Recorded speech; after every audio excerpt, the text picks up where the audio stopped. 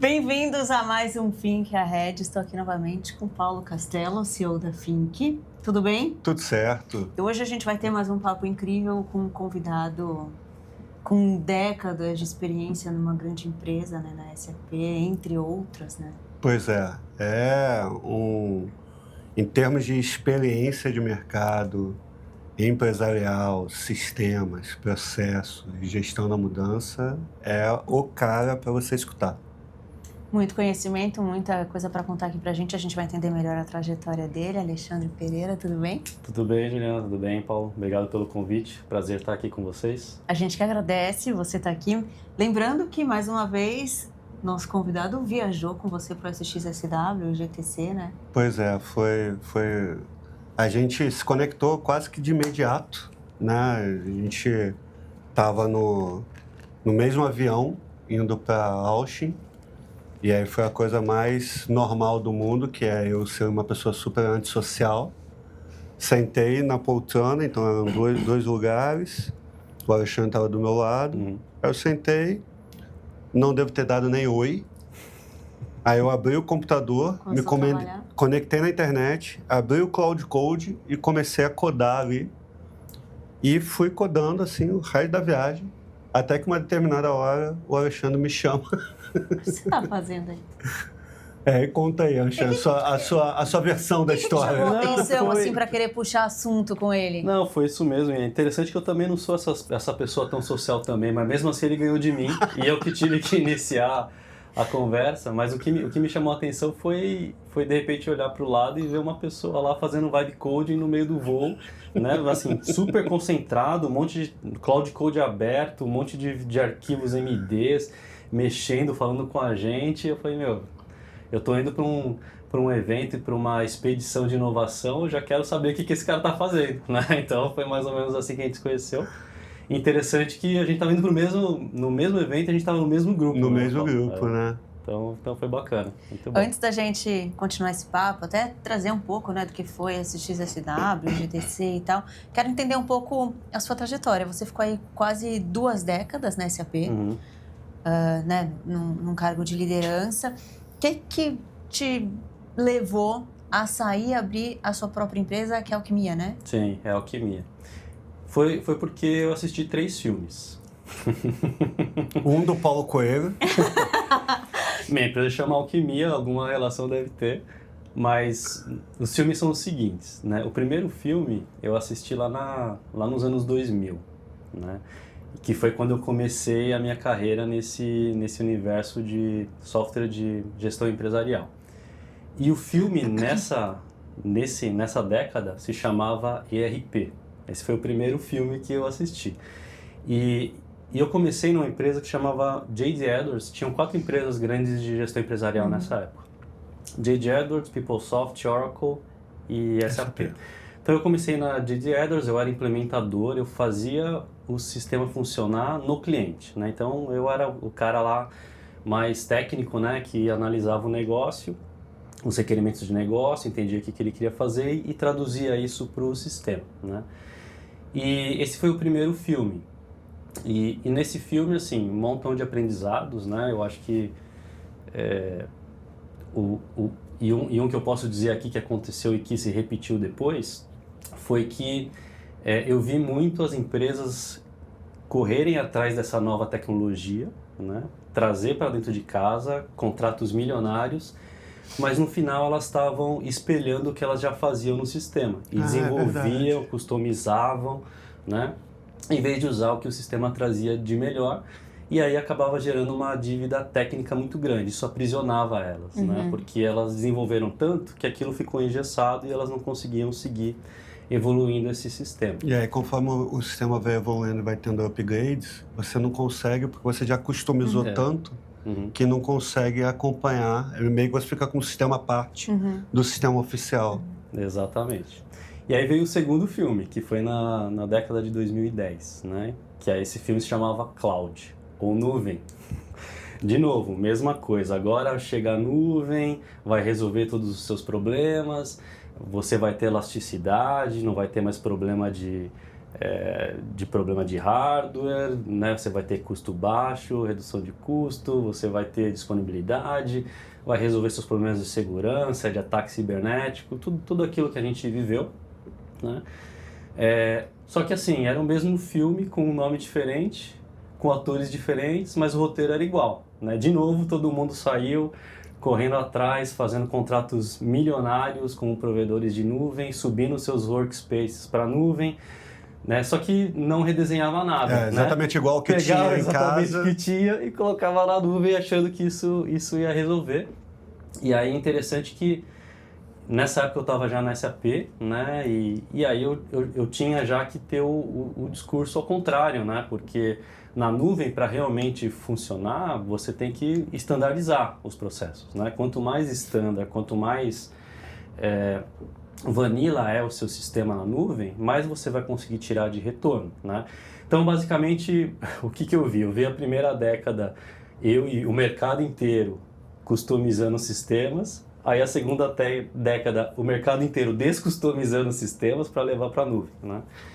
E aí chegou o terceiro filme, né? Que é o filme que a gente está vivendo agora, que chama IA, né? Então, novamente, outros atores, mas eu comecei a ver exatamente o mesmo roteiro, né? Então, puxa, IA é a solução de todos os problemas, eu quero IA na minha empresa. Tá, mas para que você quer? Não sei, né? Mas eu quero, eu preciso, todo mundo fazendo, eu tenho que dar um jeito de usar, né?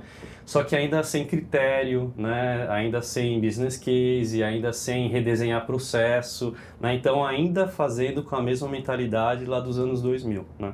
Então, isso começou em 2022, né? E aí eu comecei a perceber do mercado que estava acontecendo alguma coisa muito grande, né? Com a inteligência artificial. Escutava de clientes, né? Puxa, como que a SAP está nesse tema? O que está acontecendo aqui? E na SAP eu tinha um mandato muito claro, que é gerenciar o RP para a América Latina, né? Eu era o Chief Revenue Officer de Cloud ERP para a América Latina. Então, assim, falava de IA? Falava. Na época, a SAP ela estava fazendo coisas que IA? Estava. Ela estava fazendo investimentos massivos para IA. Só que nessa época ela não conseguia ainda acompanhar o que estava acontecendo fora, né? Porque a SAP é uma empresa estruturada, né? E tudo tem que acontecer e está acontecendo, mas não é a mesma coisa como estava acontecendo lá fora no mercado, né? E aí eu comecei a me perguntar, puxa, essa nova onda, né, que está aparecendo agora de IA, ela realmente pode ser algo que vai revolucionar não só as empresas, mas potencialmente o mundo, né? E onde eu estou sentado, apesar de eu gostar muito da minha função, eu não tinha tanto espaço para entrar nessa outra dinâmica, né? Porque não era meu mandato fazer isso. Meu mandato era entregar. E provavelmente também super global e centralizado por lá, né? Exato. Né? Então, não é que tem alguma coisa errada com a SAP, não tem nada errado. Era só que a cadeira que eu ocupava, ela tinha um foco muito claro, né? E eu estava de olho em outra coisa, né? E aí, o que aconteceu foi que apareceu uma oportunidade na SAP, em uma grande reestruturação global, né? E nessa reestruturação eu tive a possibilidade ou de continuar na SAP ou de sair. E eu estava já há 18 anos, né? Nesse mercado de gestão empresarial, e eu achei que era hora de fechar o ciclo e me dar uma chance, né? Para explorar essas novas possibilidades, né? E daí que surgiu a Alquimia, né? Então, basicamente surgiu de uma pessoa que viveu esses 3 ciclos, né? Do lado do implementador, do vendor, do desenvolvedor, mas agora com bagagem para poder ajudar as empresas de uma maneira mais neutra, né? E não atrelada a uma marca ou uma outra, mas agora de uma maneira bastante agnóstica, né? E ajudar essas empresas a tomar decisões melhores relacionadas à tecnologia. E hoje as empresas te procuram muito com esse olhar para a inteligência artificial mesmo. Sim, são esses 2 grandes temas, né, que é onde eu sou mais procurado, né? Então, o primeiro tem a ver com o meu background, né, de gestão empresarial. Então, tem muita coisa ainda para fazer aí, né? Então, os sistemas de gestão empresarial ainda tem várias camadas de problema, né? A primeira camada, muitas implementações que a gente tem, se a gente olhar o Brasil, tem empresas aí com sistemas implementados há 26 anos atrás, né? Que é o que eu falei do primeiro filme. Aliás, no ano 2000, isso aí tinha até um nome, chamava Bug do Milênio. Não sei se você já ouviu falar disso. Eu lembro. Né? Diziam aí que todos os sistemas iam parar. Que ia virar o 19 para o 20. E né? isso, acredite se quiser ou não, isso impulsionou demais o RP no mundo. Né? Porque o RP ele resolvia isso de alguma maneira, ele tinha essa promessa. Né? E isso daí fez com que esses projetos decolassem. Só que imagina, um sistema que foi implementado há 26 anos atrás, com regras de negócio de 26 anos atrás, processos de 26 anos atrás, o quanto que o mundo mudou de 26 anos atrás para hoje? É outro mundo, né? Parece que foi uma outra vida quando eu começo a pensar no que eu fazia. Só que muitos sistemas pararam no tempo, né? Então... E muitas vezes param porque pela própria perda de conhecimento. Então, meio que... ao ir fazendo a manutenção desses sistemas, você imagina que não é uma mesma pessoa que ficou 26 anos na empresa. Foram várias pessoas que foram passando e foram metendo a mão ali no sistema, né? Porque é tudo customizações para encaixar direito com o processo da tua empresa. E nisso daí você vai perdendo pessoas, aos poucos você vai perdendo conhecimento sobre o que está ali dentro. Entendi. E chega um determinado momento que a decisão da empresa acaba sendo assim, não encosta nesse negócio. Porque da última vez que a gente tentou encostar, acabou com o faturamento lá do outro lado. Isso. E aí você fala assim, cara, começa a ficar uma colcha de retalho que não tem documentação direito, não tem expertise direito, e é muito caro também, né? Você ficar mexendo antes, pré-IA, é absurdamente caro e custoso em termos de tempo para você construir as coisas dentro do... E isso tem a ver com uma coisa que você sempre fala, que uma decisão importante se levam a entender que ele vai ter que trocar sistemas e tudo mais, e isso é uma dor gigante, né? Se ele não entender...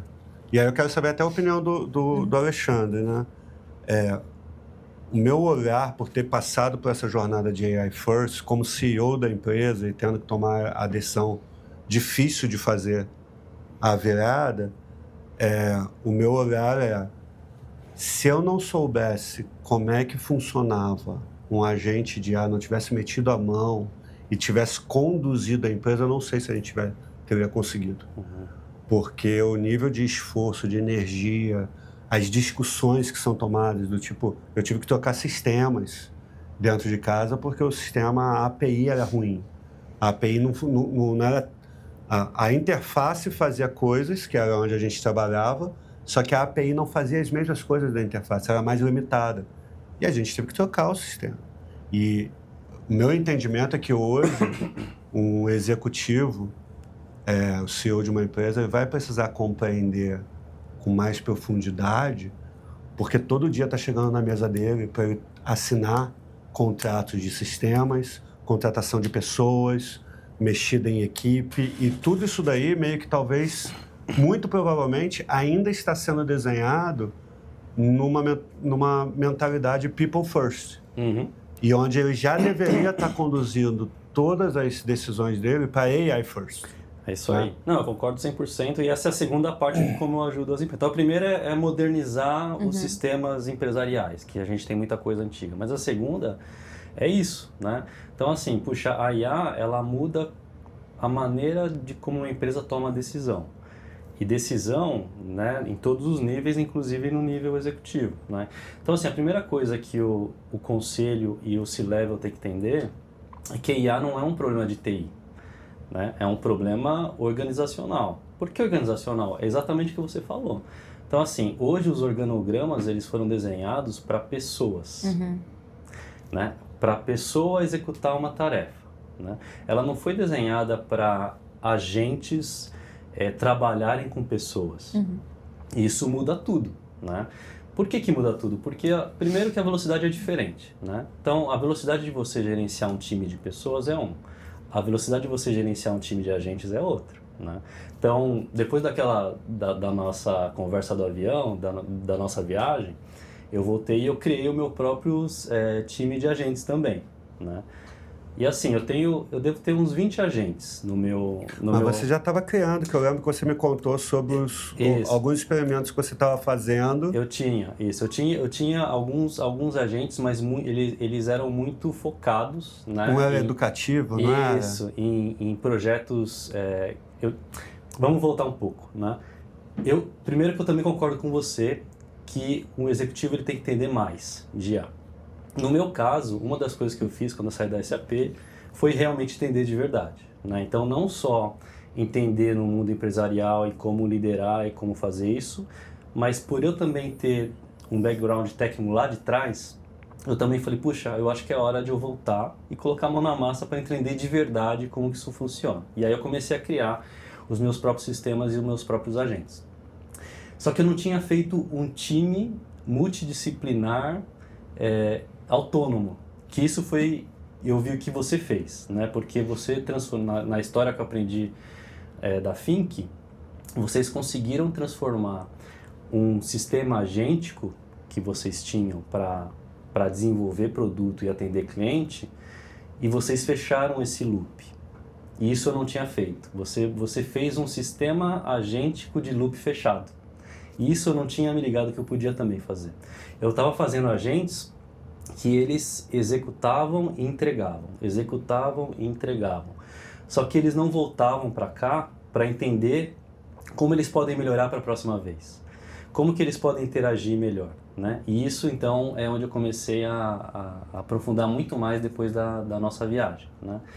E aí, assim, o que eu posso dizer para os líderes nesse sentido é que é muito parecido com pessoas, exceto pela velocidade.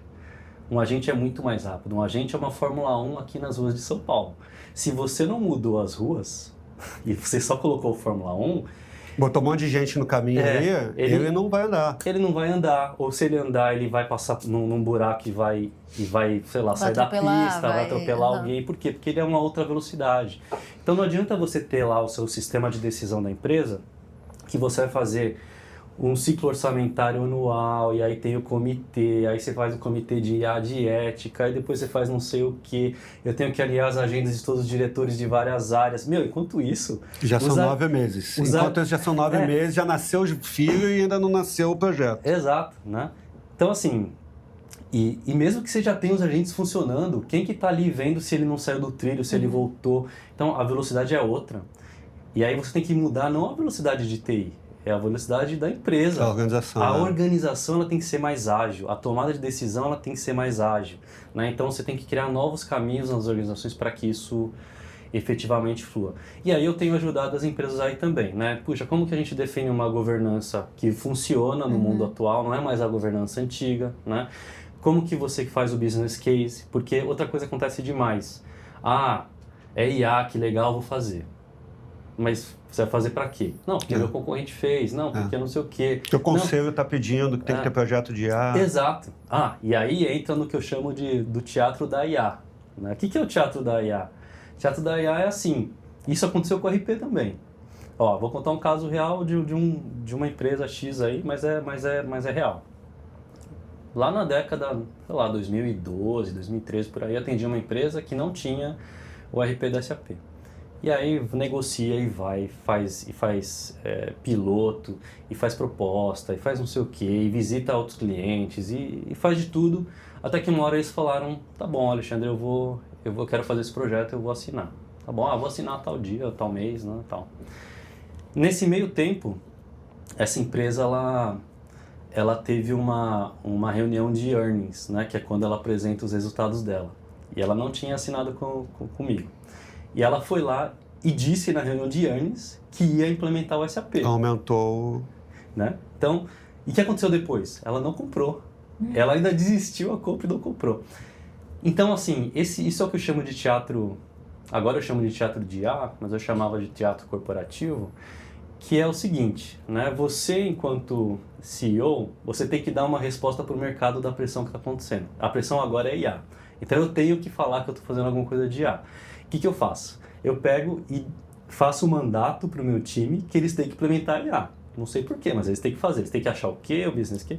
E aí a pessoa que está embaixo recebe essa pressão. Aí ela pega e encontra um vendor que vende IA para ela. e que não vai falar... E que é plug and play, que é mais rápido, que é lindo, e pronto, que já dá pra... não vai falar se é bom, se não é, se vai escalar se faz depois. Sentido, se... Aí ela acha um outro cara de plataforma que vai falar, não, vamos fazer, eu te dou todo o desconto que você precisa, te dou crédito, etc. Aí assim, são muitos KPIs contra o business case legítimo, sabe? Então, assim, é o fornecedor empurrando uma coisa, é o cara no meio que não vai falar não pro CEO ou pro C-Level, porque ele também tem a carreira dele, e ele quer ser o cara de inovação, aí ele pega e faz, aí manda pro CEO que também não vai falar que o negócio não impactou o PNL dele de verdade, então ele vai falar que é um case de sucesso. Então, toda essa cadeia, ela tem que ser desmistificada, né? Porque senão é só um teatro, né? Você não está efetivamente fazendo. Não quer dizer que não dê para fazer. Eu me lembro, Alexandre, de esse mesmo teatro, ele há 5 anos atrás era transformação digital, isso, transformação digital. Open Innovation, né? Que aí começou a vir o boom das startups, começou a vir uma pressão danada de que a gente tem que estar associado à startup, a gente tem que estar nesse mundo. Aí foi criado os ecossistemas, os cubos, etc. As empresas começaram a botar dinheiro de marketing nisso daí. Né? Não, temos que ter um stand, temos que ter não sei o que e tal.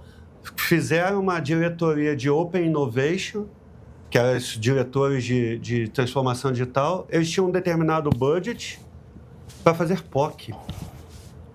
Aí eles iam e escolhiam startups, a gente caiu em um monte dessas daí. Onde eles iam, escolhiam startup, aí para fazer uma POC paga eles tinham dinheiro, era pouco dinheiro, tipo 50 mil reais, 30 mil, 50 mil. Não, a gente tem dinheiro aqui, aí já era atrativo para startups, né? Não, então eles estão falando sério e tal. Só que era a área de transformação digital, não é ela que está com dor. A dor dela é, eu tenho um mandato de fazer 10 POCs com startups nesse ano. Não importa muito o que esse é o indicador dela. Exato. Aí ela ia, contratava a startup para fazer uma POC. Não era a minha empresa precisa da Fink, por exemplo. Não, aí empurrava essa startup numa determinada diretoria que não estava afim de usar uma solução daquela, não era ela que queria, estava sendo empurrado pela transformação e nunca dava certo os projetos. E é um pouquinho desse teatro que hoje está acontecendo, está se repetindo, né? Ele vai só e aí você mudando a temática. Alguma ferramenta, alguma solução de inteligência artificial, põe para uma área usar e ela também não está afim, porque ela tem medo, porque ela tem isso, porque ela tem aquilo, e acaba não tendo resultado, né? O projeto. Por isso a gente vê um monte de pesquisa de consultoria falando isso, né? Ah, tá investindo tanto, mas tá tendo tanto resultado. Aí você vê o artigo lá da MIT de que 95% das empresas não tem ROI. E assim, eu no meu ponto de vista, a empresa que está buscando ROI agora, ela não colocou IA ainda. Ela não está orientada a IA. Ela ainda não criou a cultura dela de IA. Ela está procurando ROI, ela está indo para o caminho errado, na minha avaliação. Porque o grande ROI é você transformar a empresa numa mentalidade de AI first. Se você conseguir isso, cara, agora você vai começar a pensar no ROI. Mas se você não conseguir isso, você pode ter um projeto que te dá um ROI absurdo agora. Ele não se sustenta daqui para frente, porque você não tem a empresa pensando nisso daí. É só uma área específica que pegou um projeto, deu um ROI, pagou 20, ganhou 50, beleza, acabou. Aquilo daí morre rápido, porque é a empresa que tem que se reorganizar e tem que se remodelar em relação a essa nova força de trabalho. E as empresas te procuram nessa dor? De eu comecei esse projeto, não está indo, não sei o quê. Ou assim, puxa, eu fiz esse piloto e não consigo escalar, o que eu tenho que mudar? Ou, puxa, eu tenho tantas demandas de todas essas áreas de negócio, eu não sei priorizar o que faz sentido, né? Então tem muita coisa nessa linha, tem muita coisa também de... Às vezes são coisas, puxa, eu tenho esse desafio. O que você viu no mercado que você pode me ajudar? Porque às vezes não sou eu, às vezes sou eu ligando, né? Fazendo conexões, né? Então, como eu tenho muito tempo na indústria, né?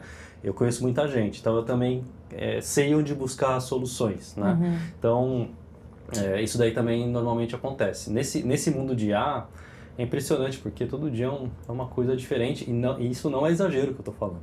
Cada dia aparece um framework diferente, uma tecnologia diferente, uma maneira diferente de implementar. Uma coisa que você fez um mês atrás, você já fala, puxa, mas já saiu uma outra coisa que seria melhor. Então, assim, só que se também você ficar pulando de um lado para o outro, você vai ficar louco, né? Então, qual que é esse equilíbrio, né? O que faz sentido eu usar? Mas eu acho que é muito menos... a tecnologia, depois a gente pode falar um pouco disso, né, do que eu considero commodity, o que não é, e muito mais, puxa, qual que é o modelo certo, né? Puxa, como que eu governo certo? Como é que eu começo, né? Como que eu aloco certo capital, em quais projetos, de qual maneira, o que eu tenho que mexer aqui na minha infraestrutura atual, né? E depois como eu escalo isso. Eu acho que esses 4 pontos são onde sempre estão as discussões. Né? Que aí é onde eu tenho ajudado as empresas. O teu cliente ideal, se você fosse mapear assim, cara, esse tipo de cliente a gente consegue fazer acontecer. Porque tem até uma questão de maturidade, né? Como é que seria para você, assim, meio que os pré-requisitos para um projeto dar super certo? Do tipo, cara, eu vou conseguir ajudar muito essa empresa se tiver isso. Eu acho que tem que estar primeiro aberto, né? Principalmente no nível executivo, né? Eu acho que tem que ter uma cabeça de se não teve a educação ainda do que é a IA no mundo empresarial, está aberto a aprender, né? Porque a partir daí eu acho que tudo acontece, né? O que é muito difícil, puxa, um CIO me chamou e ele está tentando sozinho resolver o mundo e não tem apoio de mais ninguém, ou tem um outro cara lá de marketing que é o projeto para a área dele, mas ele não tem patrocínio do C-Level para fazer uma transformação maior. Eu acho que aí fica mais difícil, né? Ou empresas que não têm muito apetite de transformação. E esse é o mesmo problema que eu tinha na SAP. Eu quero ir para a nova versão, mas não quero mexer nada, sabe? Então, assim, dá para fazer? Dá, mas depois eu vou ouvir dessa mesma pessoa que ela investiu um monte de dinheiro, fez um monte de coisa e que ela não viu o benefício. Eu falei, lógico que não. Você só fez a parte técnica, você não fez a parte de negócio, a parte de mudança de processo. Então, tem que ter o apetite mínimo de mudança, né? Porque senão é difícil, né? Se é um mood sempre de, puxa, vamos só fazer um puxadinho aqui, só fazer uma muletinha ali, aí eu acho que os resultados eles acompanham na mesma proporção, eles vão ser pequenos, né? E aí fica mais difícil. E aí, para a gente falar um pouco dessa evolução da IA mesmo, assim, vamos trazer o SXSW e o GTC.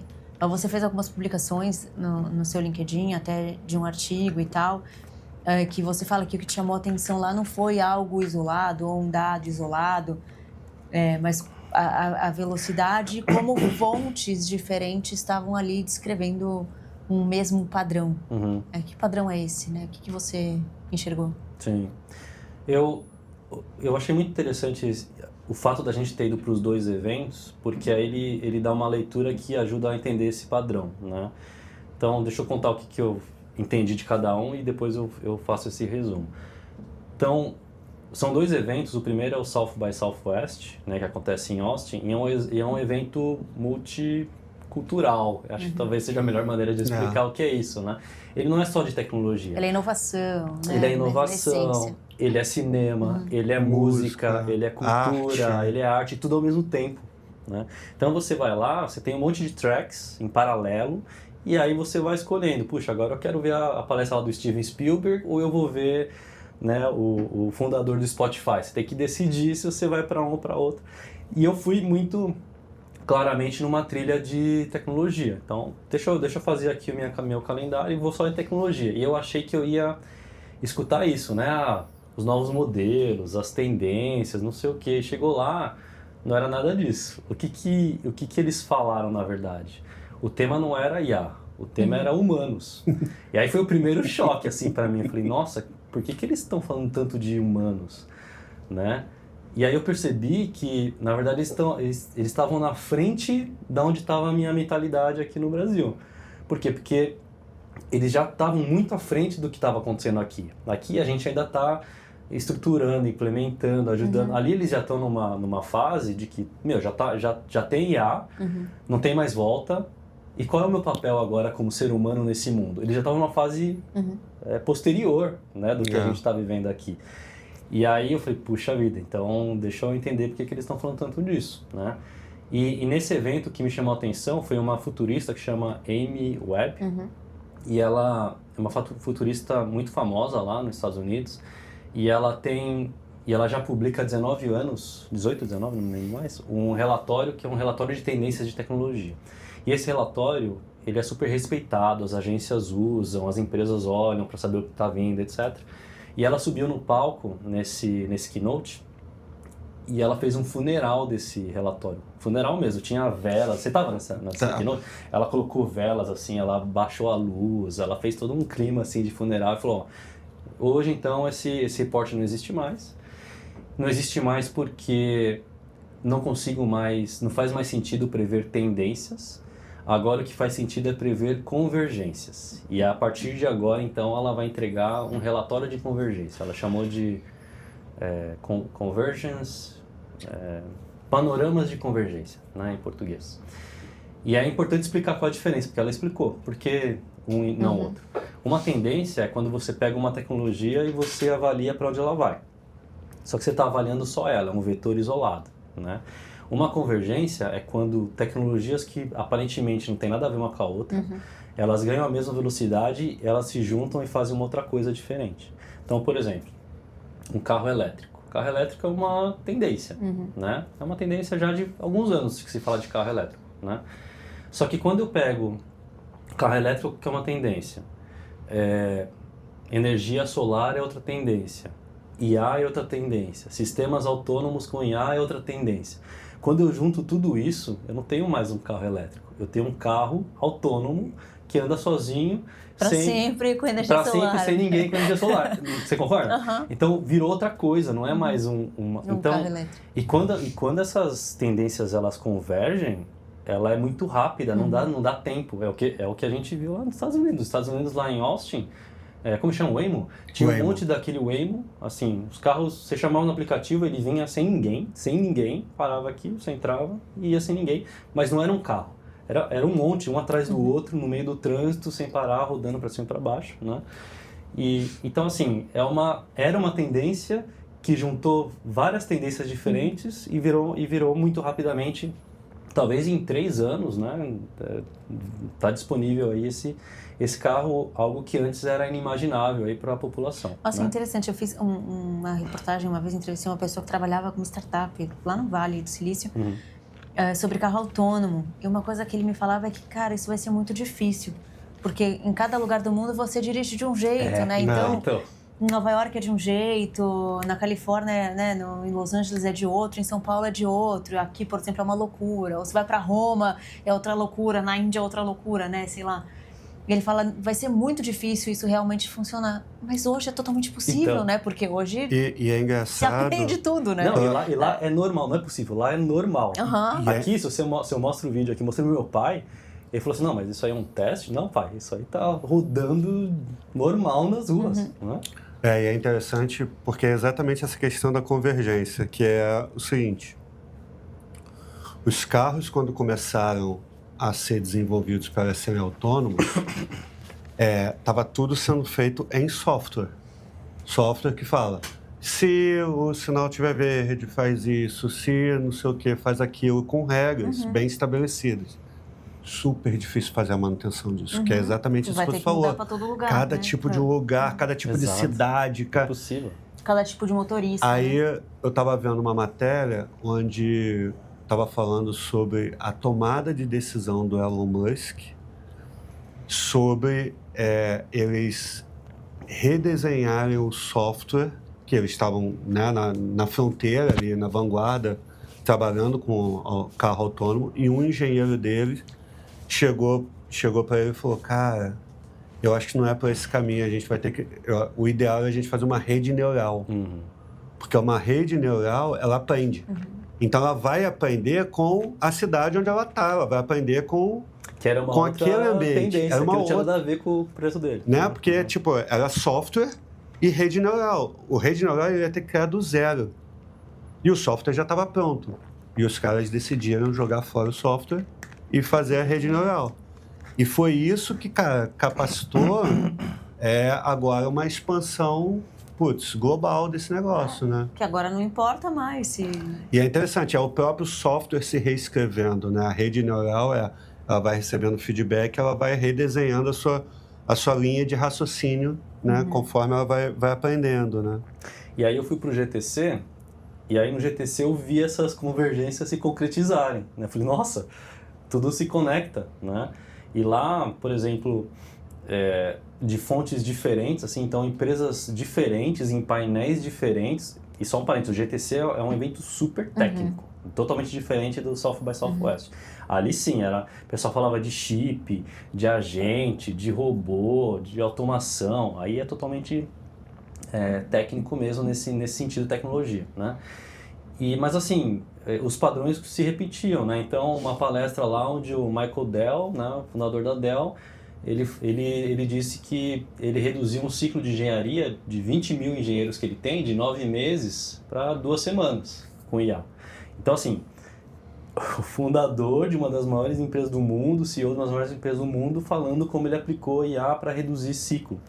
Aí, uma outra palestra, eu assisti a GE Aerospace, também dizendo que ela tinha um processo lá que durava 3 meses, é um processo onde ela pegava um motor de avião e ela fazia testes de aerodinâmica, um monte de coisa, né, para saber realmente se aquele motor estava indo na direção correta na engenharia. Eles criaram um clone digital e um modelo de IA, fazia todos os testes e em vez de levar 3 meses, fazem em 3 dias. Então, de novo, fez outra compressão de ciclo, né? A McKinsey também estava lá e falou que eles estão com 40 mil consultores hoje, se eu não me engano, e eles implementaram 26 mil agentes para suportar esses 40 mil consultores. 26 mil agentes para 40 mil consultores dá mais ou menos 0,6 agentes por pessoa, que é bastante nesse volume. Mas aí na sequência, lá no keynote do GTC, o Jensen Huang falou que em 10 anos cada pessoa vai ter 100 agentes. Então, você já está com 20. Pois é, eu estou com 20, quer dizer, eu tenho mais 80 para fazer. E esses 20 já me deu trabalho, porque isso é outra coisa que acontece. Eu achei que ia ter mais tempo, mas não. Porque quando eu estava na SAP e meu time eram pessoas, eu pedi alguma coisa para o meu time e eles traziam para mim amanhã ou 2 dias depois. Eu peço uma coisa para o meu agente 5 agora, 5 minutos já voltou. Eu falo, eu já tenho que tomar decisão e já volta. E já volta. Eu achei que eu ia poder escovar o dente. Então isso realmente é um ponto que vai mudar como a gente funciona, né? Mas imagina os times do futuro. Os times do futuro, eles são pessoas e agentes. Todo mundo vai ser líder de agente. Todo mundo vai ter colegas agentes. Né? É por isso que no nosso pipeline da Think, na Think a gente está com um pipeline de 4 grandes entregáveis. Então, o primeiro é o Task Mining, que fica instalado no computador e fica entendendo como é que cada um trabalha, né? Para poder ajudar a dar insights de melhoria de processo, People Analytics, etc. Beleza. Então, ele vai trazer ajuda para a eficiência operacional. Aí, o segundo pipeline que está saindo agora é o Task Mapping. Então, que é algo que a gente viu que é essencial para você trabalhar com a gente, que é como é que é a tua operação step by step. Então, é um sisteminha que a gente construiu, que você escolhe lá a tarefa que você vai fazer. Então, cada funcionário vai escolher as suas tarefas, vai apertar play, vai apertar stop quando terminar, e o sistema gravou tudo.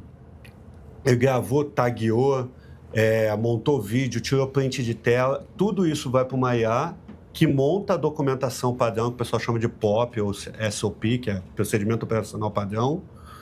Então, você tem um manual de operação daquilo dali, de como que você realmente faz aquela tarefa no micro. E aí, mapear o contexto, como a Renata estava falando. E aí um agente lê essa tarefa e fala qual que é o grau de automação que eu tenho nisso aqui, qual que é o grau agêntico que eu tenho para colocar, quais seriam os pré-requisitos para eu poder colocar isso daqui para funcionar, e você começa a ter um ranking na tua empresa de absolutamente cada tipo de tarefa que você faz e qual que é o entendimento dessa automação. O terceiro ciclo da gente, de pipeline, é o Agent Builder, que ele vai permitir pegar essa documentação, ele vai ingerir ela e vai falar, se você me entregar essa API, acesso a esse sistema e isso daqui, eu monto o agente para você sozinho. Aí ele vai montar os agentes sozinhos, que é o que a gente já está fazendo hoje dentro de casa, a gente só não colocou ainda para o mercado, porque, veja bem, a gente vai ter que testar muito esse negócio. Até porque, eu vou dormir quando eu acordo, tem 200 agentes, e aí dá um pânico que eu tenho que avaliar cada um deles. Exatamente. O que foi construído, por que foi construído, se isso daqui faz sentido, se não faz e tal. Tem coisa que não faz sentido? Tem. Tem porque, como o agente, ele é muito baseado no contexto. Uhum. Se você não deu o contexto, ele cria algo genérico. Uhum. Tá. O normal dele é a média, né? Então, ele vai fazer uma coisa média. Então, se você não falar exatamente como é que deveria ser um analista de marketing para gerenciar a parte digital da Fink, ele vai criar um analista de marketing genérico. Uhum. E pode ter um monte de coisa que não tem nada a ver, que a gente não usa e que está lá constituído naquele agente. E aí vai dar pau, ele vai começar a reclamar, vai consumir, às vezes, o que não era para consumir. Então, esse é o terceiro pilar. E aí, como a gente já está aqui dentro nesse pilar de desenvolvimento autônomo de próprios agentes, começou a ganhar uma velocidade muito grande e a gente começou a perceber que a gente vai ter um quarto pilar, que é o COO virtual. Porque não dá tempo da gente, como humano, da gente avaliar o que está acontecendo. Os próprios humanos não conseguem entender o que os agentes estão trabalhando. Então, tem que ter um agente soberano que tem acesso a uma base de dados única, onde, o meu e-mail está indo para aquela base de dados, o que o agente está fazendo está indo para aquela base de dados, então ele consegue enxergar tudo num lugar só, e dali ele começa a coordenar pessoas, agentes, começa a reportar o que está acontecendo em cada área, porque é uma coisa que começa a entrar numa velocidade muito absurda. Uhum. E é isso que você está falando, né? Você vira o gargalo ali para resolver também. Você vira o gargalo. O ser humano, ele vira o gargalo da decisão, né? Por isso que a decisão também começa a entrar para os agentes, que é o que você está fazendo. Você está criando alguém que vai decidir por você. Você está dando um mandato... Baseado no seu... Você está dando um mandato para um agente... Tomar as decisões que eu tomaria. Que você tomaria, claro, você está avaliando o risco, né? E eu acho que isso é o que eu digo também nas empresas, né? Isso tem que ser proporcional ao risco. E isso tem que ser... E claro, quanto maior o risco, mais controle, mais trilha de auditoria, para você entender o que aconteceu, mais observabilidade, para você entender o que ele está fazendo, o que você falou, aconteceu. Deu erro, como é que eu traquei, aonde que ele errou, por que ele tomou essa decisão? Isso, exato, senão você nunca mais vai conseguir. E a outra coisa é, se ele errou e é um erro irreversível, você tem que saber do risco que você está tomando. Então, assim, é irreversível ou não é? Se é irreversível, eu tenho que fazer antes para que isso seja reversível, porque, cara, eles alucinam ainda, né? E não depende só do modelo, depende do que está em volta, que é o que você falou, que é o contexto. Talvez nunca deixe de alucinar. Não, eu acho que também acho que não. Porque é isso, depende das informações. Até o ser humano toma decisões erradas, por que uma máquina porque ele assume coisas que às vezes ele interpretou de uma forma diferente, né? E a gente fala que alucinou, mas na verdade, se a gente for ali auditar ele mesmo, direito, fui eu que não falei direito. Foi você que fez ele alucinar. E, Alexandre, quanto que você vê, né, de empresas que você conhece ou já trabalhou, ou as empresas que você tem atendido pela Alquimia, o quanto delas estão preparadas para fazer algo como a Fink fez? Puxa, eu acho que não são muitas, né? Assim, deixa eu me explicar melhor, né, para o pessoal também não achar que eu estou sendo muito pessimista. As empresas enterprise, as grandes empresas que são as que eu trabalho mais, elas têm muitas vantagens, né? Elas têm tem mais gente, mais recurso, né? Mas elas têm algumas dificuldades para se adaptar em velocidade, né? Diferente da Fink, né? Então, a Fink, ela aí você me corrige se está errado, né? São 6 sócios, né? O Paulo, inclusive, é um deles. E todos têm esse perfil de negócio, mas também técnico, né?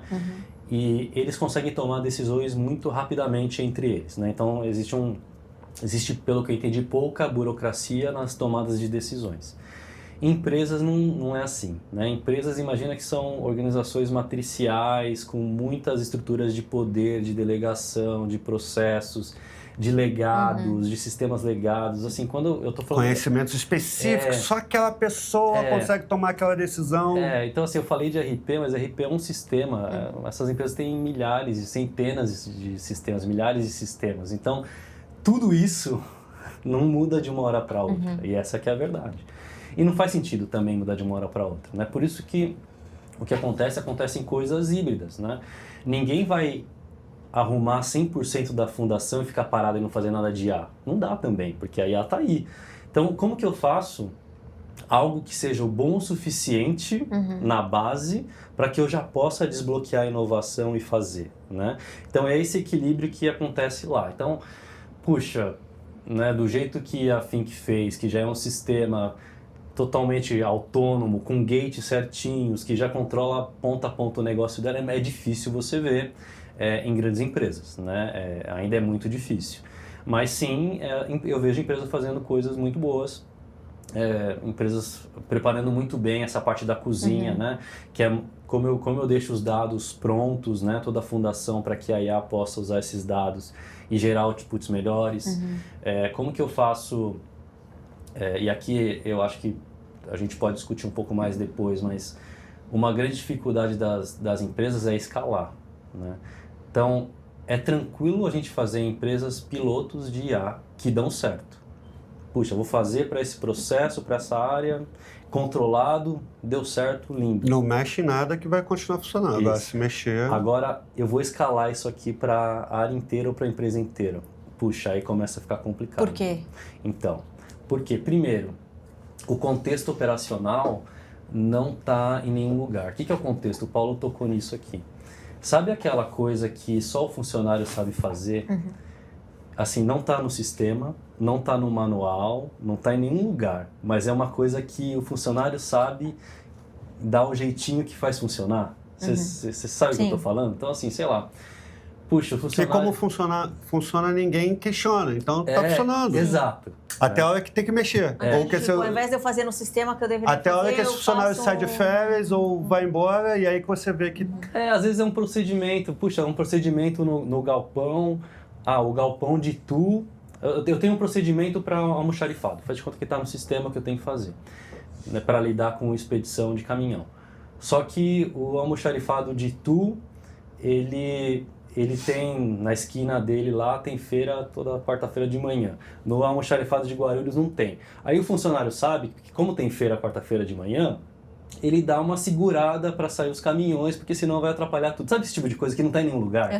Mas as pessoas que estão lá, elas sabem disso. Aí você né? bota um agente. Aí você bota um agente, ele não saber, sabe. Né? Ele não sabe da feira, ele não sabe que está chovendo mais forte hoje, ele não sabe que determinado procedimento já não é mais válido, né? Então, assim, ele vai fazer o que ele sabe. Ele não vai adivinhar o contexto que as pessoas sabem. Agora, se fosse a pessoa ensinando a gente, aí é superpower. Então, aí que tá. A Palantir inventou um negócio. A Palantir é uma empresa de tecnologia defesa, né? que suporta lá a defesa dos Estados Unidos, que agora não é defesa, agora é guerra. Agora é ataque, né? Agora é ataque. E o que ela fez? Há 10 anos atrás, ela inventou uma posição que se chama Forward Deploy Engineer. Olha que nome bonito. O que é isso? Ela tem os engenheiros de IA dela que ficam no escritório dela. Só que os como chamam? Os soldados, eles vão lá para a zona de conflito. E aí a IA tem que funcionar lá na zona de conflito, que é outro contexto, que quem fez a IA aqui não sabe, que está na cabeça dos soldados. Que eles fizeram? Não é a fibra ótica da Google que chega a 3 GB no escritório do cara. Eles fizeram uma posição que é uma pessoa que está lá, não está aqui, está lá onde a coisa acontece. E essa pessoa, ela conhece tanto do que está acontecendo que ela pega e baixa o contexto para o agente. E aí o agente fica eficiente. E isso é totalmente possível fazer nas empresas. Né? Inclusive no RP a gente já fazia isso, tinha outro nome, chamava Key User. O que era o Key User do RP? Era aquele cara que ficava na área de negócio, que conhecia muito de sistema e que conhecia muito do negócio. E aí ele ficava lá, ele não ficava em TI. Ele ficava lá na área de negócio e ele ia melhorando o sistema, a tal ponto que o sistema ficasse ok com o contexto daquela situação. E aí é a mesma coisa. Você precisa ter um Forward Deploy Engineering na área de negócio, não em TI. Porque é lá que você está vivendo o dia a dia. É lá que essas exceções que estão na cabeça das pessoas têm que baixar e entrar no agente. Aí sim você começa a escalar. E é por isso que na minha opinião, não é um projeto, é uma reorganização. Porque se você faz o projeto, beleza, fez o projeto, está funcionando, mas só que não tem... A cultura não foi estabelecida, esse negócio não consegue expandir. Porque na hora que começar a dinâmica do dia a dia e que precisar, começar a ter os primeiros erros e começar agora... por que está começando a ter erro? Não, porque tem que ter acesso a outra área. Porque a outra área que subsidia a informação para esse carinha aqui. Mas a outra área não está mexendo com IA, não está nem aí, não está no radar dela, né? Não é um projeto prioritário para ela, pronto, já era, isso aqui morre. Ele fica capenga e morre. Então, esse é o desafio dessa tecnologia. Você tem que fazer, por isso que eu acho que tem que ser top-down e é para a organização inteira. E esse eu acho que é muito relevante, mas não é só isso, tem várias outras coisas, né? Então, assim, a outra coisa é o custo. O que eu já vi de projeto que no piloto deu certo e quando colocaram para produção o custo explodiu e tiveram que abortar, assim, abortar, não, estava funcionando tecnicamente, conseguiram fazer. A prova de conceito foi, funcionou. Né? Só que na hora do vamos ver, todo mundo começou a usar, ninguém se ligou como funcionava o token, né? O custo de inferência para o token ficou inviável e aí tem que voltar tudo para trás. Então a segunda parte é como você aloca capital e como você governa esse capital. Só que isso tem que governar por projeto, né? Não adianta você, eu já fechei aqui um contrato com o fornecedor X de A e eu posto tantos tokens por ano e tá tudo certo. Não é assim. Você tem que controlar por agente, por projeto, quanto que você está consumindo, se está efetivo, se não está, ou por pessoal. Lá no GTC, eu também vi a meta, né, do Facebook, que o Mark Zuckerberg agora ele avalia funcionários e um dos critérios é o quanto que esse funcionário usa de token, né? Só que nesse momento eles querem que use muito, eu acho, eles querem que use muito, só que... O Jensen também está falando a mesma coisa. Talvez seja inteligente, né? Então, porque eu acho que são duas coisas que tem que olhar. Uma é se usa muito ou pouco, a outra é se usa direito, né? Então, é isso que tem que entender. Porque pode ser um funcionário que está lá queimando o token à toa, e queimando o token significa o quê? Dando bom dia pro agente, você está queimando dinheiro, você está queimando o caixa da empresa. Bom dia, querido, pronto, já foi 5 centavos. Já foi um monte de token, só nisso aí. Mas eu acho, assim, as grandes empresas, minha carreira inteira foi em grande empresa. Quando eu montei a Fink, era exatamente o que eu não queria, era transformar a Fink numa grande empresa. E era engraçado, porque todos os meus pares startups, eles queriam crescer, ficar gigante. E eu, não, eu saí de um gigante, eu quero ser um jet ski. Sim. Eu não quero ser um transatlântico, né? Porque eu entendi o quanto que era mais difícil você conseguir evoluir rápido numa grande empresa, né? Por causa essa burocracia toda que acaba se consolidando ao longo do tempo. E aí, eu acho que uma das coisas que é muito ruim na cabeça do executivo numa grande empresa tudo começa a ficar complexo demais, né? Então, ao invés de ele começar rápido, começar pequeno, rápido, para já ir aprendendo, né? Ele começa a pensar em todas as variáveis que podem acontecer, é que eu dei trava ele. Porque trava em diversos departamentos. Então, eu acho que esse é um momento muito interessante onde você tem que fazer top-down, tem que começar com o CEO, mas você tem que começar. Se você começar a pensar em token, no primeiro momento, você ainda nem sabe mexer. É como se eu não soubesse ainda nem nadar, se eu cair na água, eu afundo, E eu já estou começando a pensar, mas qual que é o recorde de 25 metros? Não, cara, esquece isso. Você tem que primeiro aprender a boiar. Aí depois você vai aprender um primeiro modo de nadar, depois você vai aprender o segundo, depois o terceiro.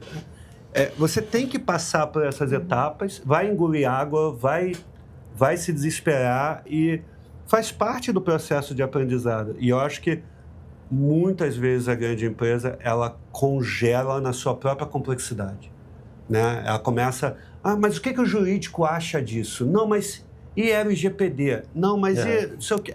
Cara, quando você vai ver, é uma convenção que você já está conversando há 8 meses e ninguém começou a construir absolutamente nada, não está aprendendo sobre aquilo dali, porque eu acho que é tudo uma questão de evolução. Por exemplo, hoje na Think a gente ainda não usa nenhum Open Model.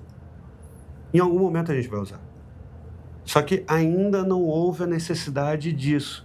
Mas se eu for pensar em todo o espectro, eu já estaria discutindo sobre qual Open Model vamos contratar aqui, mas quanto é que é o custo de servidores com GPU e tal. Não é agora que eu vou entrar nessa. Então, para eu começar, tem que começar rápido, plug and play, né? No que é mais fácil. E aos poucos, e aí você vai criando as camadas de governança, que é o que você colocou, né? E aí você conseguiria, tipo, hoje você tem na Think hoje. Aí você falar, vou usar open source. Dá para fazer uma virada. Tá, hoje a gente já tem muito mais competência para fazer essa virada. Agora imagina a gente tentando fazer essa virada no começo, nada, né? Sem saber nada. A gente não sabe nem fazer um prompt e a gente já está pensando em refinamento de LLM, né?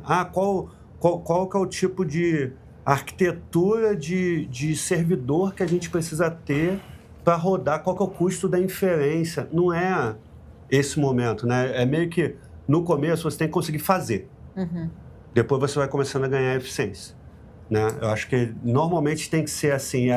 E as empresas têm muito uma ânsia de, não, já quero começar bem feito. Tipo, é como se o retrabalho fosse uma coisa ruim, né? E, na verdade, se você entender que o retrabalho, ele é, na verdade, tua curva de aprendizado, aí é uma outra forma de você pensar. Eu contratei tanta gente dentro da Think que falava, não, mas eu vou fazer isso daqui.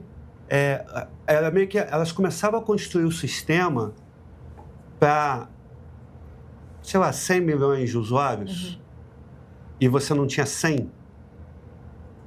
Você entendeu como é que é o nível de complexidade? E isso vem da faculdade, cara. Veio fazer o sistema perfeito, fazer as coisas perfeitas. Onde quando eu comecei esse processo de sair da grande empresa para a startup, foi onde eu aprendi muito, foi essa questão de, cara, fail fast, learn fast. Né? Isso era meio que essencial. Tipo, bota no ar. Não é você que vai validar, é o teu cliente, ele tem que estar usando para ele validar. Enquanto você ficar aqui na prancheta, desenhando 1000 coisas, cara, você está construindo um monstro que quando você coloca ali, o cara fala, não, mas não precisa disso. Só que você já construiu um monstro, né? E aí a empresa ela começa a ficar nessa algema, né? Cara, mas a gente já gastou muito dinheiro. E aí um começa a inventar coisa ali, porque, cara, já contratamos muita gente, já... Eu acho que acho que para isso a ajuda da expertise do Alexandre entra nesse sentido de, cara, ele já passou por todo esse caminho com... O projeto mais complexo dentro de uma grande empresa é a implementação de um ERP como o SAP ou como o Oracle. É o mais complexo que você tem. Né? Então, assim, tem a forma... essa expertise, ela corta caminho. Isso é uma coisa que eu vi quando a gente estava internacionalizando. A gente foi conversar com algumas startups brasileiras que foram para os Estados Unidos. E aí eu fiz call com os CEOs para saber, e aí, cara, como é que é aí Estados Unidos? Como é que é o cliente? Como é que é a forma dele comprar e tal? E é muito interessante que é uma mentalidade bem diferente da nossa. Por exemplo, eu fui de grande empresa, a gente odiava a consultoria. Porque a consultoria era como se estivesse vindo aqui para fazer o meu trabalho, ela me entrevista, eu falo para ela tudo que eu já conheço, ela bota num PowerPoint e meio que rouba meus créditos e tal. E aí, nos Estados Unidos é totalmente contrário. Nos Estados Unidos, eles têm a filosofia, a cultura de tempo é dinheiro. Eu não posso me dar ao luxo de aprender a implementar, por exemplo, Think. Isso a gente conversa muito com os nossos clientes. Que às vezes vem cliente que não tem orçamento para contratar uma consultoria implementadora e quer contratar Think sem consultoria. A gente fala, não, é só com consultoria. Porque quando você implementa algo pela primeira vez, você comete um monte de erro. Né? E no nosso caso, a gente é um sistema novo, é um sistema que ele não está substituindo por um outro sistema que já existia. Né? Então ainda tem uma complexidade da novidade, né? Conceitos novos, etc. E muito da nossa cultura é essa. Lá nos Estados Unidos, tempo é dinheiro. Então, eles não contratam software sem implementador. É sempre o implementador. A própria NVIDIA estava falando isso, que ela não vende para empresa diretamente, é sempre com o implementador. Exatamente por causa dessa curva de aprendizado, né? E aí eu acho que é nisso que, por exemplo, a expertise do Alexandre entra como um super acelerador. Imagina em 18 anos a gente está falando só de SAP, fora Oracle, fora J.D. Edwards. Cara, tu imagina quantos cases que já passaram por ele, principalmente coisas que deram errado, que eu acho que é nisso que a gente aprende muito, claro. Né? Quando eu estava implementando centro de serviços compartilhados, né? O primeiro, um monte de coisa deu errado. Porque eu não sabia, era a primeira vez, eu tomei um monte de decisão por não entender, às vezes, até conceitos, etc. Aí eu fui contratado numa outra empresa para montar o CSC. Cara, eu cortei metade do caminho. Porque eu já sabia as coisas que iam dar errado, pelo menos se replicar. Né? Se tudo isso daqui que eu fiz que deu errado, deixa eu fazer diferente desse, eu já cortei metade. Aí quando eu fui fazer o terceiro, já foi mais rápido. Né? Então, são aceleradores que aqui no Brasil a gente acha que é economizar dinheiro e, na verdade, você está jogando dinheiro fora, porque muitas vezes você até desperdiça o investimento que você fez num software. Essa conta vai estourar em algum lugar, seja porque você negociou mal, ou porque você pegou um caminho muito tortuoso que podia ser mais curto, né? Mas eu concordo, é um investimento perto do todo que o custo-benefício dele é Mas você concorda, assim, que não é da nossa filosofia, da nossa cultura? É sempre, tirar a consultoria do caminho? É verdade. E, na verdade, eles são aceleradores. São, demais. E hoje, essa arrancada, essa acelerada, pode ser o diferencial de conseguir dar certo ou não, né? Eu tenho grandes amigos, assim, que têm consultoria e falaram que iam montar software há 2 meses atrás, né? Estavam já montando software e tal. Eu falei, cara, não faz isso, pelo amor de Deus. Esse é o momento que as empresas mais vão precisar de ajuda, de consultoria, para poder ajudar elas para sair do A para o B. Eu também acho. Não é o momento de você... Software é commodity. Agora qualquer um vai conseguir escrever software, né? É óbvio, não vai ser aquela coisa de, sair... Né? Ninguém vai do nada tirar um SAP para colocar um software qualquer que foi feito dentro de casa. Vai ter um outro caso que vai acontecer isso daí. Alguns vão dar certo, outros não. Mas, no geral, o desenvolver a tecnologia ficou uma coisa fácil. Agora, o como que eu vou implementar isso com menor chance de dar erro, né? Otimizando e tal, aí é expertise. E isso nem a IA traz. Se você perguntar para a IA como é que ela vai implementar, ela vai te falar uma coisa genérica, que mas ela nunca teve na linha de frente ali. Para saber, né? Entendendo o que tem ali de operação e tudo. O Paulo trouxe essa questão do software, até, né, do ERP. Você fez até um post falando sobre isso, né, de que o sistema agora ele precisa se adaptar ao negócio e não ao contrário como foi até aqui, né? Imagino que isso deve acontecer com não só um sistema de ERP, mas outro tipo de sistema, né? Como que fica isso? É talvez uma possibilidade de uma mudança de negócio? A gente vai ter que ter softwares que são mais personalizados, as empresas vão ter que ter mais essa... Eu acho que agora a tecnologia ela vai possibilitar outras coisas, né? Então, eu no meu mundo passado aí de software de gestão empresarial, eu passei basicamente 20 e tantos anos da minha vida defendendo que a empresa tinha que se adaptar ao software, né? E não é errado, tá? Existem muitos casos que isso faz muito sentido, né? Você padronizar processo e se adaptar ao software vai te ajudar. É mais fácil de manter, é mais fácil na rotação das pessoas, padronização, você vai ter custo menor, você vai conseguir atualizar seu software mais rápido. Isso significa que você vai inovar também, porque quando o fornecedor ele coloca uma nova versão, ele coloca novas funcionalidades e inovações. Se você consegue pegar essas inovações mais fácil, você está usufruindo dessas inovações que você não conseguiria fazer se você mexe muito o seu sistema, né? Agora, por que eu estou repensando isso e repensando assim, por que eu estou reabrindo essa discussão, vamos dizer assim, né? Eu acho que a gente está entrando numa fase agora que a tecnologia ela pode possibilitar que esse problema que eu chamo de dívida técnica, que é você desenvolver e ficar preso, fazer a manutenção. Isso daí pode ficar minimizado agora através de agentes que ainda não estamos aí no mundo empresarial, mas eu acredito que é muito possível que algum dia esses agentes eles vão conseguir, em alguma camada dessa estrutura, entender o contexto operacional da empresa, do processo, se adaptar a ele e manter isso quase de maneira autônoma. Se isso acontece, você não precisa mais se adaptar tanto ao software, porque agora o software, de maneira inteligente, se adapta a você, né? Parece até uma tecnologia alienígena o que eu estou falando aqui, mas é o caminho que a gente está seguindo.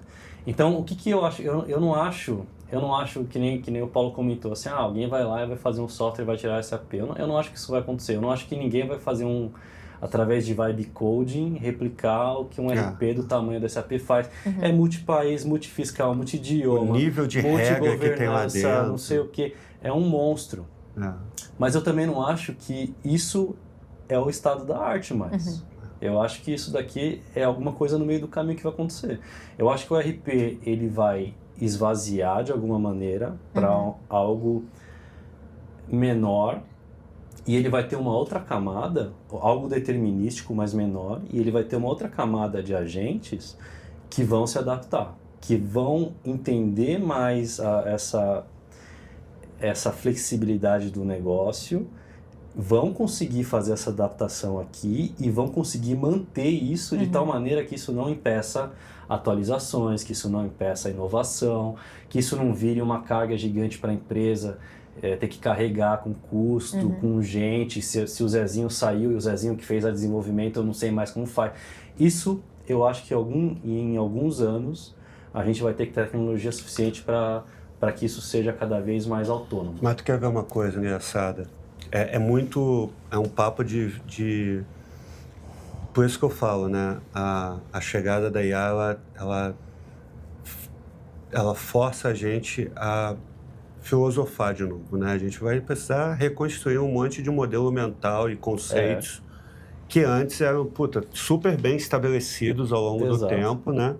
Mas que hoje, se você continuar nesses conceitos, talvez você esteja indo para o caminho errado, né? É o talvez.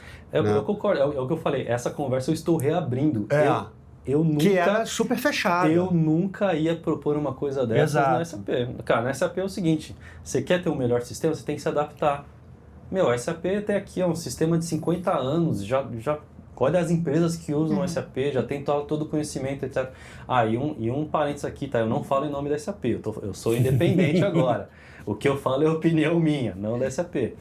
Mas assim, hoje, sabendo para onde está caminhando a tecnologia, eu acho que o RP ele vai ter um desenho diferente. Eu não acho, de novo, que é um vibe coding de fim de semana. Sim, eu vou fazer o meu e... Não acho que vai ser isso. Algumas coisas vai ser, puxa, uma solução SaaS que de RH... Esse sim, esse tem grande pesquisa de clima. Esses têm grande chance de acabar. Sei lá, uma gestão de viagem, de despesa de viagem. Exato, tem coisas que eu acho que sim. São satélites, né? Sei lá, CRM, que é um sistema menor do que RP, é importante, corre risco. Acho que dependendo da empresa faz muito sentido fazer dentro de casa. Então depende, né? Puxa, mas vai acabar Salesforce, SAP? Não, eu acho que eles vão sofrer uma pressão muito grande no mercado. Aliás, não só eu acho, o mercado já está dizendo isso. Desde janeiro desse ano, a SAP, a Salesforce, a Oracle, a Microsoft, a Adobe, essas empresas juntas perderam mais de 750 bilhões de dólares em mercado, em valor de mercado. A cada nova funcionalidade que o pessoal lança. Então não sou eu só que acho. Eu acho que o mercado ele tá vendo isso. O que eu discordo é quando o pessoal levanta a mão e fala assim, vai acabar. Aí eu acho que não. Eu acho notícia. Aí eu acho que é um exagero. E eu também e o mercado não pode ignorar que sim, essas empresas estão reagindo. Né? Então, todas essas empresas têm estratégias de IA, de agente, elas têm capital, elas sabem fazer, né? Então, sabem comprar. Elas sabem comprar, exato, né? Então, eu não acho que elas vão ficar para trás, né? Só que é um Mas vão sentir. Elas vão sentir pressão, né? De o que mercado, é normal. O que é normalíssimo, na verdade. Né? E faz bem, né? Eu acho que é assim que empurra a tecnologia para frente. Vai mudando. E aí, pensando em transformações e mudanças, você contou até no painel lá na Distrito, naquele evento que você também participou. Você estava no mesmo painel, inclusive, não? Estávamos. Sim. Você contou que pegou um Uber, ou enfim, o carro... Não era nem Carlton, que era o último motorista, né? Então você pegou o Uber e ele era um americano, engenheiro, né? um americano, Verdade. Um engenheiro de uma empresa e tal. Ele acho que tinha sido demitido. E não conseguia mais se recolocar porque as empresas exigiam que ele tivesse um conhecimento de gestão de uma equipe de agentes, né? Isso mesmo. A gente está vendo, de fato, uma mudança acontecer no mercado, né? No trabalho. Essa história, ela me impactou demais, assim. Eu tava voltando dos Estados Unidos para cá, então já tinha passado pelo South by Southwest, pelo GTC inteiro, tava com toda essa carga. E aí eu chamo um Uber para ir para São Francisco para pegar o avião. Vem um Tesla, né? Aí o motorista, ele me fala assim, tudo bem eu ligar aqui no piloto automático? Beleza, vambora, né? E a gente, puxa, que legal, né? Que ele faz tudo sozinho e ele era bem articulado, assim, esse motorista. Aí eu falei, nossa, o cara bem educado, assim, conhece muita tecnologia. Aí eu falei, então, eu acabei de vir de Austin, lá tinha um monte de... nunca lembro. Waymo, né? E ele falou, não, pois é, que o Waymo usa câmera, usa sonar, usa não sei o quê, e o Tesla só usa... os vídeos, ele sabia no detalhe, assim, a tecnologia de cada carro, né? Aí eu falei, nossa, você conhece bem isso aqui e tal? Ele falou, então, eu era Data Engineer da Tesla, e aí depois eu virei Data Engineer da AT&T, aí eu perdi o emprego, né? Meu plano B é esse aqui, comprei um Tesla, né? Tô fazendo isso aqui e tal, e tô tentando voltar pro mercado. Aí, primeiro impacto, assim, falei, caramba, o cara não é... Data Engineer da Tesla. Não é qualquer coisa. Data Engineer da Tesla no Vale do Silício, então, assim, não é qualquer profissão, né? E aí eu já pensei assim, puxa, mas que irônico, né? Porque ele era uma das pessoas que estavam construindo a IA... mais próximo da vanguarda ali, que tinha mais pois é. Gostava mais, né, no assunto. E a IA, ela se tornou proficiente logo em TI, logo em quem criou a IA, e está impactando primeiro esse pessoal, né? Então primeiro eu fiquei pensando assim, caramba, que ironia. Aí eu perguntei pro cara, mas qual que é o seu plano então, né? Porque esse carro aqui, ele também tá com os dias contados, porque o Waymo tá vindo aí, e lá em Austin, eu vi também o Cybertaxi da Tesla. O Cybertaxi, ele não tem nem volante. Então, assim, não tem isso de plano B. Não existe. Não tem plano B. Ou o carro funciona ou o carro não funciona. Ele é autônomo ou não é? Ele é autônomo. Se ele é autônomo, não vai ter mais motorista. Aí eu falei, você perdeu esse emprego, você vai perder o de motorista também, qual que é o seu plano B? Aí eu falei assim, não, eu tô tentando voltar, lógico, né? Eu sou high skilled, ele falou, né? Eu tenho já background, formação, experiência. E aí, como que tá sendo? Eu fiz uma entrevista ontem numa empresa aqui de software e eles perguntaram se eu tinha experiência com, justamente com o que a gente conversou aqui, com o sistema fechado autônomo em loop, né? E eu falei que não tinha. Aí eu falei, o que é isso? Né? Ele falou, então, isso é quando é um sistema de agentes, onde o agente ele recebe a demanda, ele faz a especificação dessa demanda, ele passa para o próximo agente que vai codificar, passa para o próximo agente que vai testar esse código, passa para o próximo agente que vai ver a parte de segurança, passa para o próximo agente que vai validar se está tudo certo, que vai promover a produção. E aí, basicamente, o humano ele tem que monitorar isso e ele tem que ensinar esse sistema. Né? Então, o papel do humano, sozinho, né? O papel do humano é ensinar esse sistema, é melhorar esse sistema a andar sozinho. O ser humano ele tem que definir o mandato desse sistema. Por isso que eu uso tanto essa palavra mandato. Ele é um líder desse sistema. Então, os agentes, de verdade, é como se fossem pessoas trabalhando, só que essas pessoas é igual um time de verdade. Você tem que treinar, você tem que dar ferramenta, você tem que melhorar ela, você tem que dar feedback, você tem que... Tem que demitir. Tem que demitir quando dá errado, você tem que acertar o fluxo. Tem que contratar mais. É incrível como é muito parecido com o ser humano, só que é diferente por quê? Porque não paga hora extra, não fica cansado, não fica com raiva do chefe. Entrega mais rápido. Não dorme, né? Então, assim, tem tudo isso aí que traz a mais, né? Só que isso é um skill de verdade. Esse skill de você construir, de você desenvolver agente, construir sistemas agênticos, ele é de verdade. E ele não tinha esse skill, porque... Na época dele, ele fazia pipelines, né? Então, o que eu tenho que fazer aqui, o que eu tenho que fazer aqui, aí passa para cá, que era o que eu fazia antes, né? Eu não tinha essa visão também de sistemas agênticos em loop, que agora é o que eu estou fazendo, né? Então, ele falou, puxa, eu vou ter que estudar isso daí para voltar para o mercado. Então, olha só, em pouquíssimo tempo, uma pessoa super qualificada, com experiência, empregos bons, no melhor lugar do mundo para isso, em IA, que é no Vale do Silício, não existe outro lugar melhor, perdeu o emprego, depois foi pro plano B, vai perder o emprego do plano B também, porque vai vir o táxi autônomo, né? E tá correndo atrás para ver se consegue fechar o gap dele de habilidade faltando para voltar pro mercado de trabalho. Então é isso que a gente tá vivendo, né? Cada pessoa vai ter que realmente ter muita agência, né? Agência no sentido de agir, de saber o que fazer. De não ficar esperando. Não dá. E, puxa, então assim, essas pessoas que não, isso daí... E aqui, e essa história eu conto para algumas pessoas, e tem pessoas que dizem, não, isso vai demorar. Eu te juro. Mas a IA é ruim, a IA não, eu te juro. Ela não consegue fazer melhor do que eu. Vai demorar. Não faz. Ela alucina. Ela alucina, imagina, isso aqui vai demorar muito. Eu faço uma pergunta para ela, nossa, é loucura. Mas isso é nos Estados Unidos, aqui no Brasil vai demorar 10 anos. Não vai. Isso vai ser mais rápido do que a gente está pensando e depende de cada um de nós se reposicionar e aprender. Em qualquer área. Qualquer área, né? Então, assim, vamos analisar uma indústria que é a indústria desse meu exemplo que aconteceu real. Então, esse cybertaxi, e isso tudo foi esse motorista que me contou, né? Ele falou assim, cara, o cybertaxi é o seguinte, já está sendo fabricado nas Gigafactories da Tesla, vai sair um carro a cada 10 segundos, no primeiro ano, não sei se vai ser 1 milhão ou 2 milhões de carros, que já vai suprir uma boa parte aí dos Estados Unidos, e ele vai custar menos de 20 centavos de dólar por milha. Menos de 20 centavos de dólar por milha é mais barato do que Uber e é mais barato do que você comprar um carro. Imagina se isso pega. Ninguém mais vai andar de Uber, ninguém mais vai comprar carro. Não é só os motoristas da Uber que vão perder emprego. Sim. É uma indústria inteira. As montadoras vão perder emprego. Só que não é só a montadora. As autopeças vão quebrar. Então, todo o chain da indústria é impactado. Oficinas mecânicas.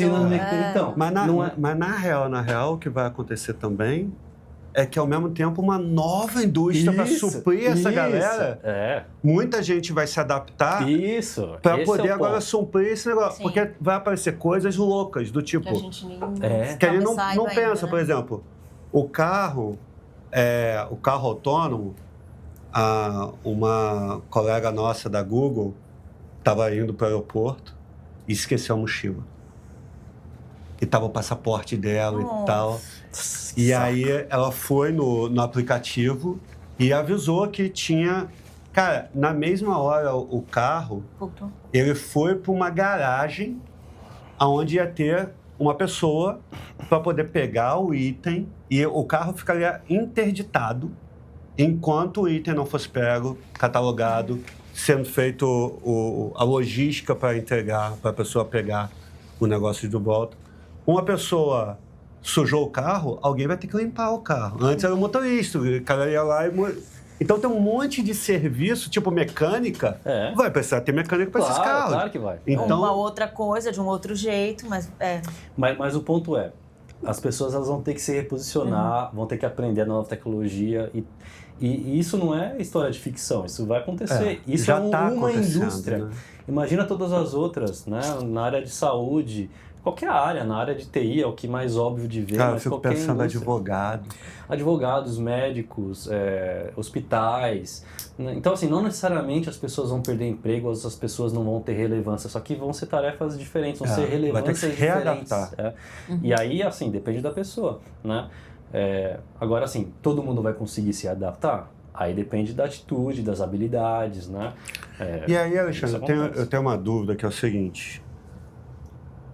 Assim que você saiu da SAP, você, ao invés de sair no sabático, tu resolveu se divertir de agente de Foi.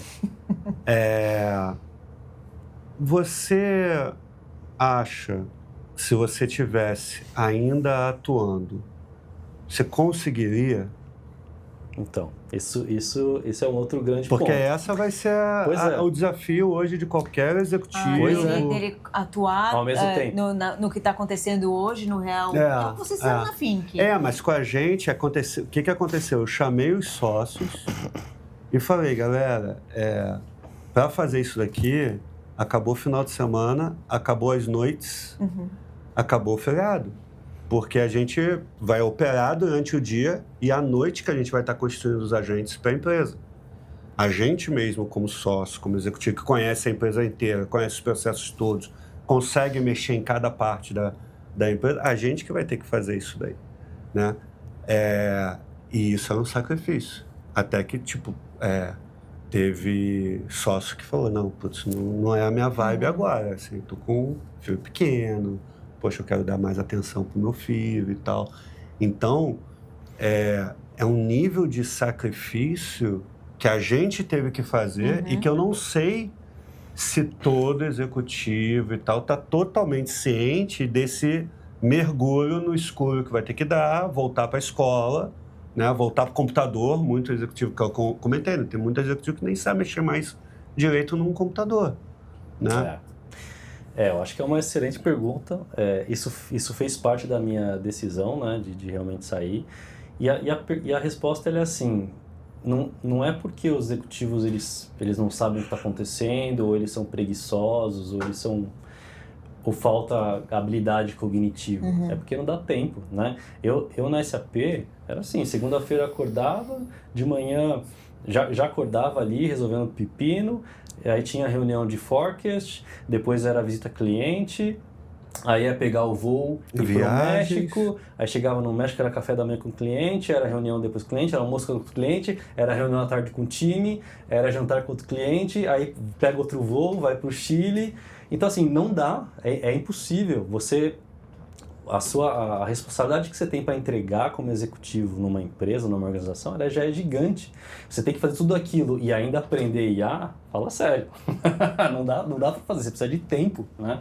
Então, eu acho que Mas é uma baita de uma armadilha. Mas é uma armadilha, então, como que você balanceia isso? É complicado. Poxa, Alexandre, mas você não falava de IA lá nesse AP? Eu falava. Não nessa profundidade que eu falo hoje. Falava, é igual hoje, a maioria dos executivos quando se conversa. Então, Ele fala sobre IA, mas fala sobre IA o que ele está esquutando no YouTube, ele não fala de estar mexendo. Então, eu acho que esse nível aí tem que ser muito bem calibrado. Eu não sei também o quão técnico tem que ser, né? Até que nível que tem que descer. Né? Então, talvez não precise descer tanto, né? Mas você tem que entender qual o impacto dessa tecnologia tem numa empresa e como você tira proveito disso e como você leva isso isso para frente. Você precisa ter, sim, entendimento. A minha tese... Você não precisa fazer vibe coding, mas você precisa entender. A minha tese é até o nível de agente. Você tem que saber fazer um agente que é como se você soubesse mexer com uma pessoa do time. Eu acho que ajuda muito saber isso. E ali entra um pouquinho na fronteirinha do vibe code, porque para fazer um agente eu posso fazer via vibe code, então já é um negócio que eu posso aprender as duas coisas ao mesmo tempo, para eu poder ter uma noção. A partir dali, eu acho que já dá para começar a tomar um monte de decisão de reorganização da empresa. Concordo. Mas aí, abaixo daquilo dali, já começa a ser um negócio mais sofisticado, do dia a dia e tal, e aí... Agora, pensando bem, não é tão complicado, né? Então, eu já fiz workshop para executivo que fazia, né? Você consegue criar um agente de maneira simplificada, usando ferramentas do dia a dia. Você conseguir fazer isso usando ou Cloud ou GPT, você consegue criar um agente, entre aspas, ali. Você define o job description dele, você dá contexto para ele, você coloca informações de contexto da sua empresa que fazem sentido para aquilo, acopla a ferramenta. Isso daí já é um agente, né? Você não precisa codar para você fazer isso. Você já consegue ver como ele funciona nesse outro ambiente, né, com essas ferramentas. Você pode ensinar ele... você não precisa ensinar ele o que é um RAG exatamente, mas você abre um notebook LM para ele, ele já entende que isso está sendo transformado numa base semântica que o agente tem acesso, que já funciona diferente. Então ele já dá para fazer isso. Ou seja, se eu transformar esses documentos operacionais numa base para um agente, já vai funcionar diferente. E aí ele começa a conectar na cabeça dele como isso funciona. Não é tão difícil. Não, assim, a gente foi muito provocado pelos clientes por causa do nível que a gente está, no sentido de ajudar os clientes. A gente fez alguns workshops, mas a gente começou a perceber que, a gente fez por middle manager. Diretor e os gerentes ali. Os caras saíram maravilhados, sabendo mexer, fazendo um agente, que a gente fazia o pessoal montar um agente, a gente ficava do lado, né, ajudando e tal. E o pessoal saía, com outra cabeça. Né? Dava aquele negócio assim, de um diretor chegar para mim e falar assim, cara, aquele meu gerente nunca falou em reduzir uma pessoa no time. E terminou o workshop ele me falando que dá para reduzir 3. Então, assim, realmente muda a cabeça das pessoas em relação a processo, otimização, velocidade, etc. Mas aí a gente fazia follow-up depois de 1 mês, 2 meses. Eu ligava para o diretor, e aí, como é que foi? Como é que tá as iniciativas e tal? Tudo parado. Por quê? Agora depende da TI, a TI ainda não escolheu qual que é a LLM, o jurídico está embarcando não sei o quê. Então, o que a gente resolveu fazer? Não, a gente vai fazer um treinamento, mas só para executivo. É só para o C-Level e só para conselheiro. Porque é transformação. Exatamente, é para mover a montanha. Se a gente consegue ajudar o executivo e o conselheiro a ter uma visão de AI first, de como é que é a organização, como é que é a estrutura, quais são as tomadas de decisão que vão precisar ser tomadas, etc., tá dado. A pessoa não precisa, óbvio, assim, o primeiro dia vai ser conceito, porque tem que entender o conceito por trás da IA, que senão você está fazendo um monte de coisa, está falando que aquele negócio não funciona, mas porque você não consegue, não entende o conceito por trás. E no segundo dia vai mexer com um agente de IA, vai criar agente de IA. São 2 dias super focados e acabou. Muito legal. A partir dali, qual que seria o ideal? Cada um começar a fazer o seu próprio agentezinho, que é o que você fez. Começa a criar seu agente, porque não é em 1 dia, em 2, por mais que você vai ter um conhecimento profundo daquilo dali e já vai te abrir muito mundo, cara, continua mexendo com esse negócio, porque ele tem tanto potencial e você vai precisar, ao longo do tempo, tomar decisões difíceis que baseado no conhecimento que você tiver, você vai conseguir tomar decisões melhores, né? Porque é como se fosse, quanto mais você conhecer de pessoas, melhor você vai ser líder. É isso. Mas agora você precisa conhecer pessoas e agentes. É isso. E aí você vai conseguir ser um líder cada vez superior, né? É isso. Os times do futuro, eles vão ser pessoas e agentes. Você um dia vai fazer uma entrevista que vai estar o Paulo aqui, vai ter um agente aqui. Sem brincadeira, né? E é isso que os líderes vão ser. Você vai olhar para uma sala, vai ter uma cadeira lá que vai ter um agente, entre aspas, e outra vai ter uma pessoa. Como essas pessoas trabalham juntos? Quem que é o líder delas? O líder tem que saber desenvolver a pessoa, E desenvolver o agente, desenvolver essa equipe híbrida e entender qual é o melhor processo para isso funcionar. Esse é o líder do futuro. Já que a gente tá... Respira. Ela tá pensando em como eu vou entrevistar um agente. Ela já ficou assim, como vai... Um agente, não. Sou de pessoas. Eu Fiz um ano. A gente pode pôr um robôzinho aqui e falar, vai ficar legal. Faz um episódio assim, ó, que ideia boa. Maravilhoso, adorei. Entrevistar seus funcionários. Vai ser o meu agente aqui também. Vai ser engraçado, cara. A gente faz um bate-papo. Grupo. Adorei. Mas já que a gente está falando de futuro, para a gente fechar, eu queria deixar uma pergunta para os dois, que é justamente fazendo essa... tentar imaginar daqui 1 ano ou 2 anos, né? A gente fala muito, quando você começou a fazer essa transição para o AI First aqui na Think, todo mundo achava surreal ou não entendia porque estava lá em 2022, né? Nada do que a gente está falando hoje era falado, né? Exato. Imagina, hoje vocês fizeram os agentes, hoje eu consigo um agente pagando o Claude ali e acabou, né? Eu consigo ali de alguma forma ter um cheiro do que é isso, né? 1 ano atrás não existia isso. Vocês conseguem imaginar, né, olhando hoje, assim, o que hoje a gente é invisível, que daqui 1 ano, 2 anos vai parecer completamente óbvio? Vocês conseguem imaginar isso ou apontar alguma coisa, um caminho? Eu tenho algumas teorias, assim, pelo que eu... Vou jogar esse papel aqui. Assim, eu acho, falando aqui no B2B primeiro, eu acho que as empresas, elas vão ser cada vez mais... elas têm que ser cada vez mais legíveis a agentes. O que eu quero dizer com isso? Hoje, tudo é feito para um ser humano, né? Daqui a pouco, as coisas vão ser feitas para agentes. Eu já estou vendo isso. Então, assim, hoje, voltando aqui, tudo que a gente falou de RP, sistemas empresariais, etc., ele foi feito com uma interface para o usuário ir lá e mexer. Ele hoje já está sendo pensado para um agente ir lá e fazer isso. Um agente vai acessar o sistema, vai fazer o que tem que fazer, não é mais a pessoa. Extrapolando isso para outras coisas para o futuro. Eu acho que as empresas, elas vão transacionar com agentes, não mais com pessoas. Então, um agente de uma empresa quer comprar um serviço de uma outra empresa, ele vai pesquisar num marketplace digital, vai avaliar os serviços com critérios dele, do agente, vai decidir qual a empresa oferece o melhor serviço e vai comprar isso digitalmente. Mas eu não acho que isso vai acontecer só para a empresa, eu acho que vai acontecer com a gente. A gente não vai entrar mais na Amazon.com.br, procurar um produto e vai abrir uma outra aba do Mercado Livre, procurar o mesmo, entrar no Google e fazer um search e procurar qual que é mais barato ou qual tem mais qualidade. Você vai mandar o seu agente e falar assim, eu preciso disso. E eu quero que você priorize a qualidade ou o preço, ou seja lá o que for que você vai dar para ele. Ele vai sair a milhão, vasculhando milhares de sites, comparando milhares de produtos. Vai encontrar o tal do roxo Malibu, ele vai descartar, porque o cara colocou o roxo Malibu ao invés de botar a descrição do que era o negócio. Ele vai achar, então, o que você quer, com o critério que você ensinou ele, e ele vai comprar para você. Olha as implicações disso. Não é só a implicação de você comprar, mas é uma implicação de como as empresas elas vão se posicionar.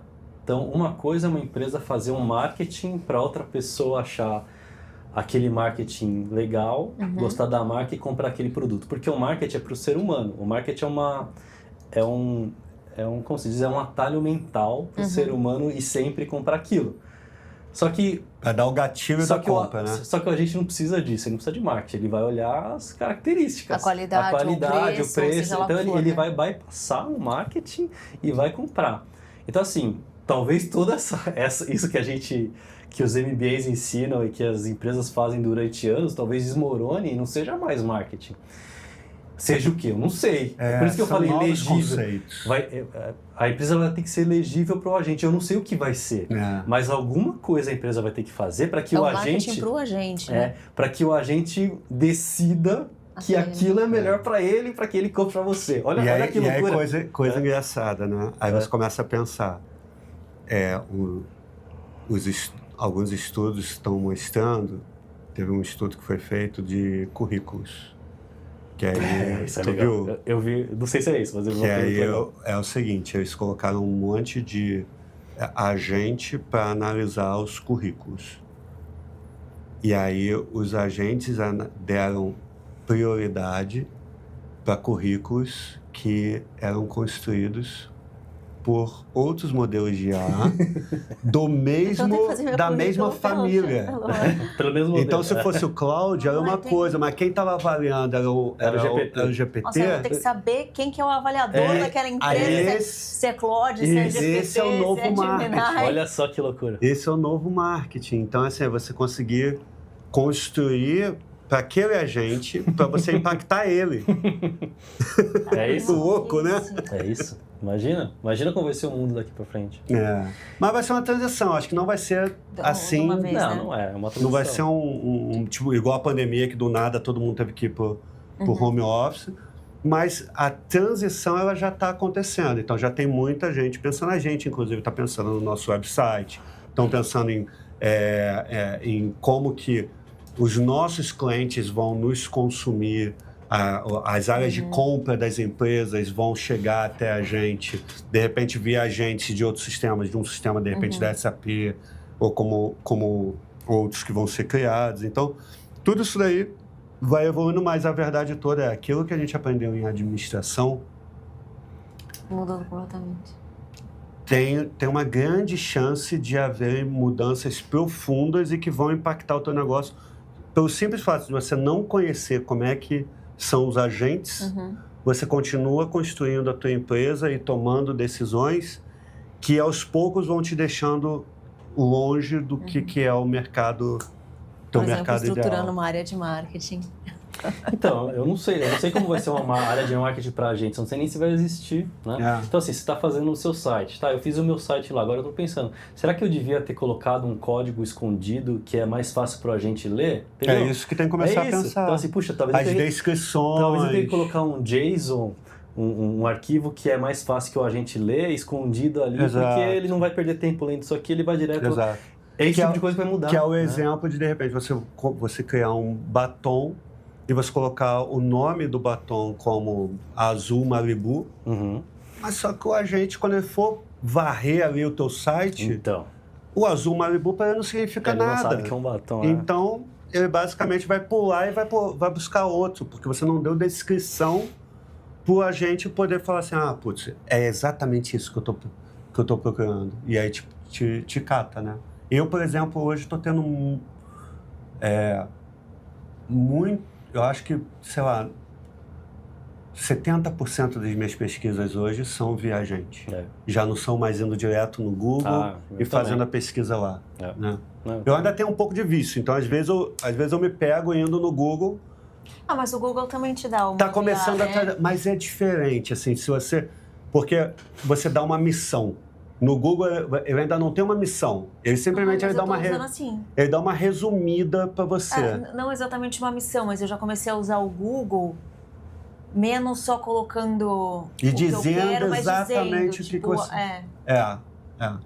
E aí, eu tenho usado mais assim. Eu tenho usado muito mais a gente nesse sentido, cara, para fazer pesquisa mesmo de mercado, de trazer preço, de trazer o link da loja.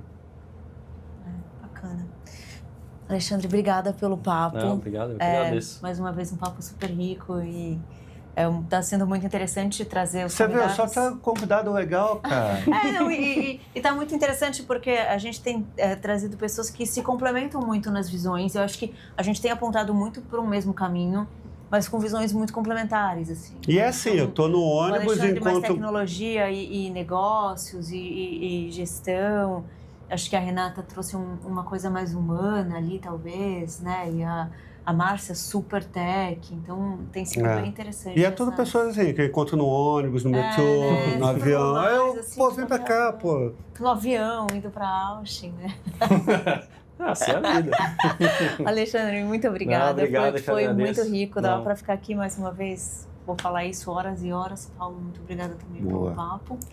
Quem assistiu até aqui também, muito obrigada. Tenho certeza que deu para aprender muito. Compartilha com outras pessoas, CEOs, C-level, profissionais que precisam entender o que é necessário aprender sobre inteligência artificial. E até o próximo episódio.